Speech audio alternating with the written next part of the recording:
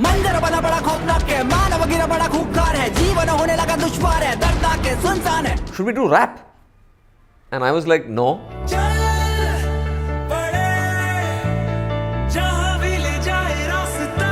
It sounded good, but it didn't blow me away.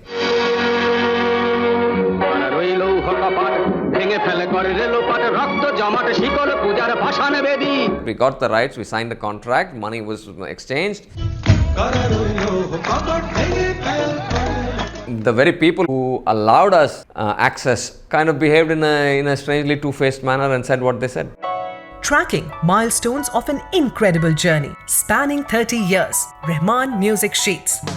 Hi friends, how about finding a top take, a wow factor in this episode? Do watch it till the end to grab this harmonic moment of the day.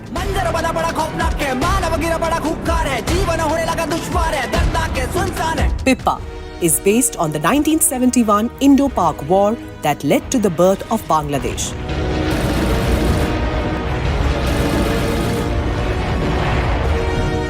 It shocked many when Rahman used rap for a song Rampage.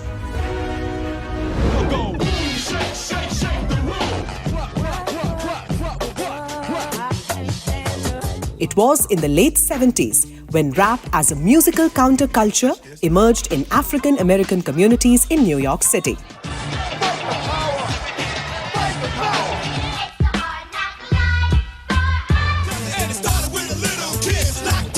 It made foray into India in the early 90s. No wonder the director of Pippa could hardly believe his ears when Rahman suggested using rap, that too for a war film set in the early 70s.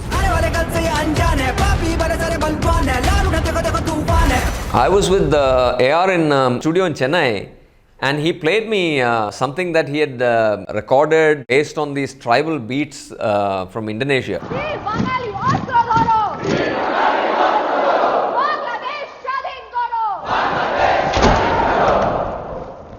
And it was this incredible, very heavy beat kind of thing, like a chant kind of thing. And I said, you know what, I love this piece. And I think that, what can we do with it? How can we do something like this? Because I am seeing the genocide, cut to this piece.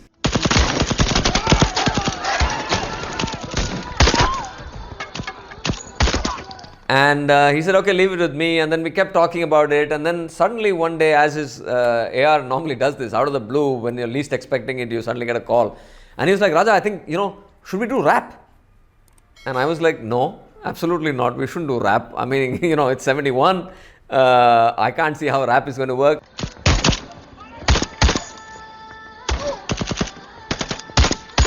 He said, no, forget about rap as you know it, I mean, don't worry about rap. I mean, think about that idea. You call it chant, you call it whatever. Let's try and do this. And I said, well, I don't understand it. He said, are you sure? He said, listen, let's record it. If you don't like it, let's toss it. Right? I said, okay, fine.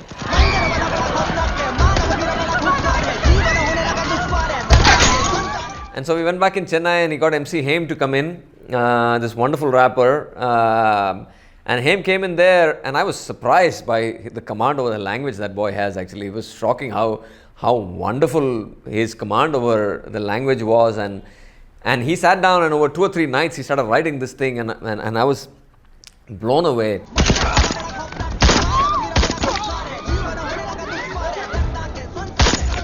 And when we recorded it, it sounded good, but it didn't blow me away. It didn't do what we had discussed.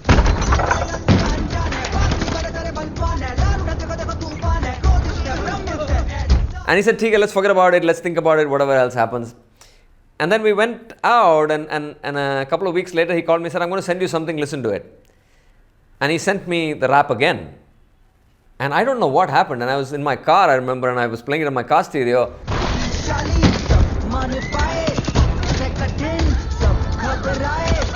And I got mesmerized by it. And I called him and I said, "But it's the same thing, but what have you done? I can't understand. Something is off with the rhythm. I don't know what's going on."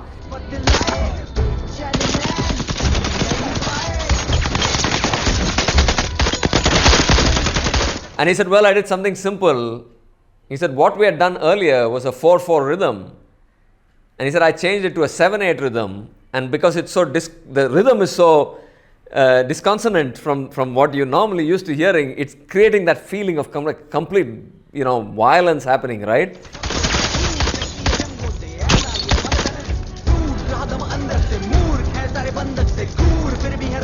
I was just blown away. I couldn't believe that small, that's why you work with AR,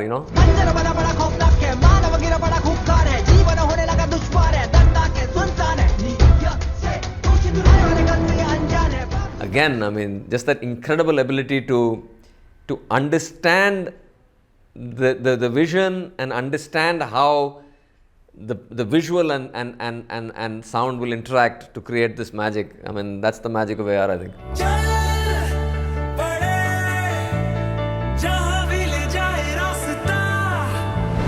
Jazbaat, an inspiring song by Jubin and Shilpa Rao, strings together three principal siblings fighting a war for their nation and battling to find their identities. Radha's character was just, being inducted into the CNA. Ram's character has just gone to the Mukti Bahini and he's realizing this whole new world out there. And Balli's character, Ishan's character, has been kind of tied down. He's been told he's not going to the front. He's stuck in an office.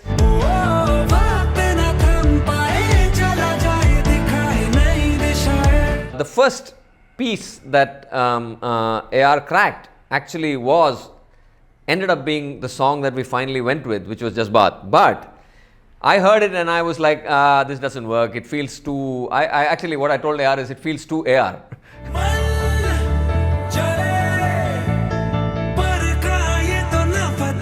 Okay, what if we try jazz? Let's try a bluesy, jazzy kind of track. And so we went out and did this beautiful jazz, wonderful piece. AR voiced it, in fact, and it's a song I really love. But when we put it together with the visuals, one of the feelings we had was that it was also meandering along with the characters.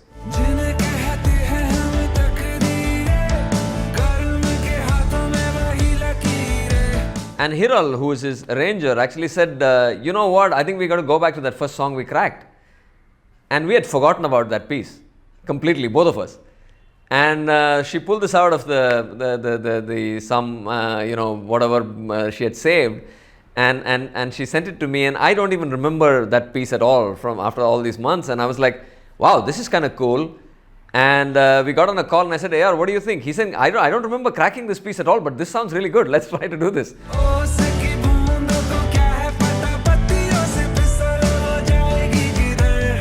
So while we were doing the song, there is one piece visually which I wanted, which was the piece where Radha's character is kind of trying to hide the fact that she doesn't want to get married, and she's hiding this CNA thing from her mother.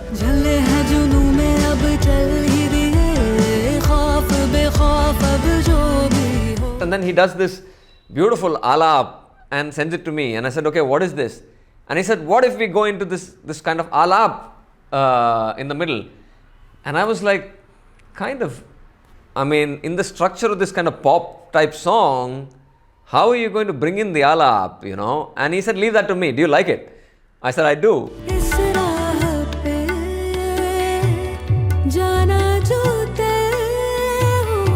I think Shilpa ji was it was a no-brainer for us. I think we absolutely knew that she was the one to sing it. And Jubin, because I think AR felt very strongly that there's a lightness and an energy to Zubin's voice and a sense of hope which he brings across, and so he felt that Jubin would be the right person for the song.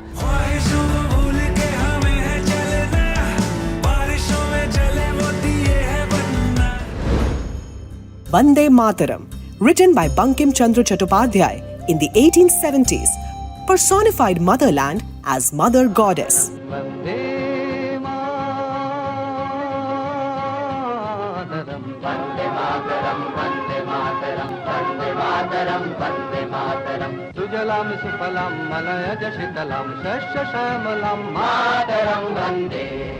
Similarly, a song by Kazi Nazrul Islam, published in 1922, added fire to the patriotic fervour against the British rule.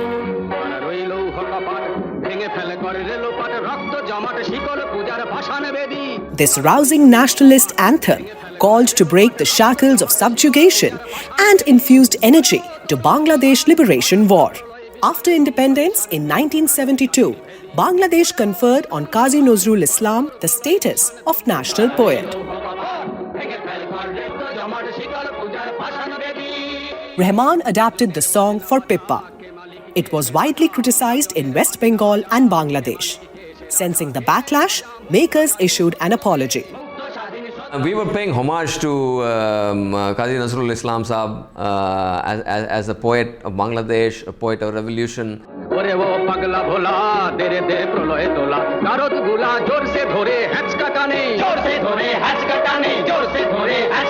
And to that end, we went out and took one of his most popular poems and did everything correct. We went out, went to the family, got the rights, explained to them exactly what we're doing. The contract is very, very clear that we have been allowed to take the poem and visualize it the way we visualize it and put it to any tune that we feel is befitting the film and the situation.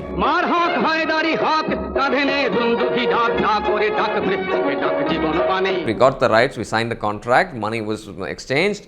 And then went out and did something, and if someone got offended, I apologize on behalf of all of us that they did get offended, but to say that something should not be done, I think is a problem. Nazrul Sahab himself would have been the first person who would have wanted his poems to be seen and brought out in a new light every now and then, because he was a very, very liberal man. And when we talk about liberal and being creative and artists, I think it's very small-minded to kind of say that a song can only be done one way or the other.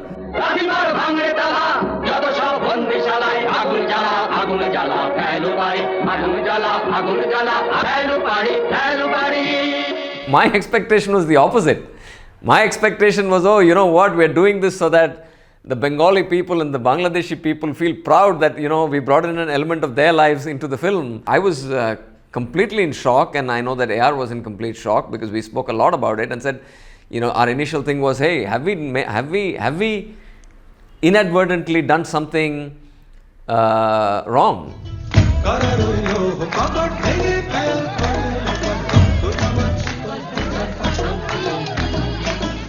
And then we realized that, well, it's very easy to offend people nowadays, and people take offense quite easily. And you know, there is a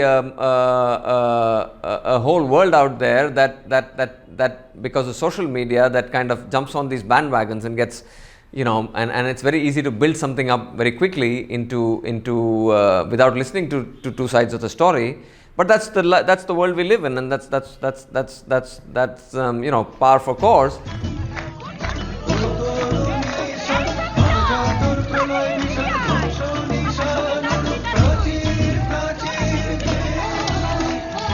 And I think to kind of peg an entire story about the greatness of the Bengali Revolution and what happened there, and try to make it all about whether one song was inadvertently depicted in a way that some people didn't like. I think as artists and as people, if you don't like something, don't hear it, don't watch it, don't do that. But to try and say that it shouldn't be done, I think it's a bit small-minded.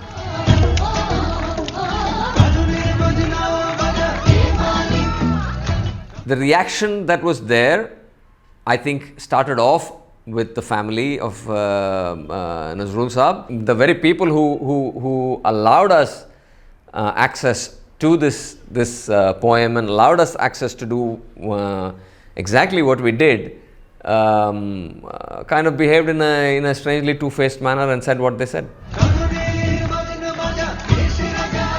Raja, one of the reaction was that your interpretation of this poem crushed the spirit of revolution. It's presented like a romantic folk song. I think the idea of it was it was set in a place where very young people were fighting in the scene. They've been the Mukti Bahini, and they were seen going through a lot of turmoil and difficult times, and like in any society and any situation, people find ways to find relief. And so to me, the idea was to take this revolutionary song, but not treat it in the same way. So the song has the same meaning, it has the same thing, but it was a kind of a moment of letting go of steam as they realized what their bigger goal was, which was revolution. You know, and that's all it was. There was not meant to be any disrespect to how it was portrayed in the past.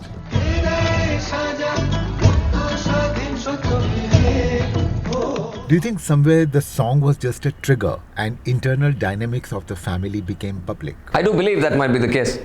It does feel like that from what I saw in the press, where different parts of the family were blaming each other.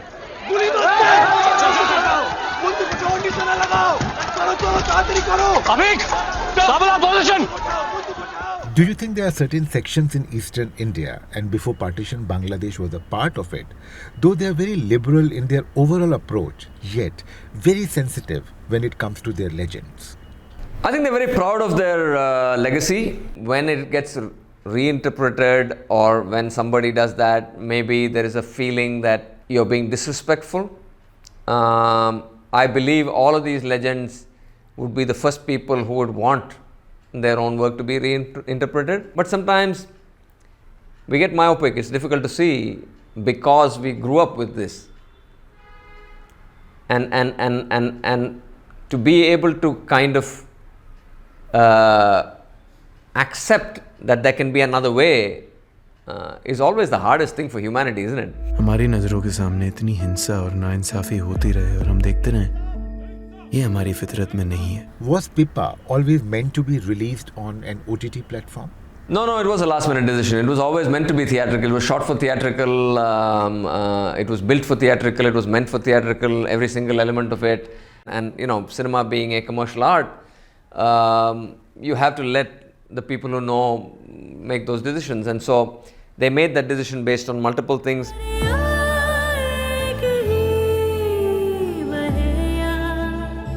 Because Pippa wasn't a theatrical release, it didn't get the musical release that it should have got. I think if it had got that musical release and gone through that process properly, that would have changed dramatically. I think that's the one kind of disappointment.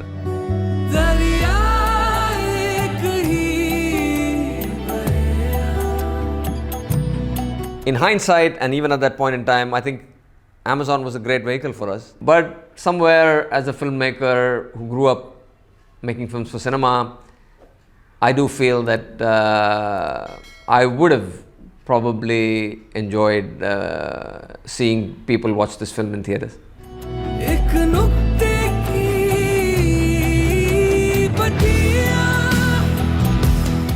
From one Menon to another.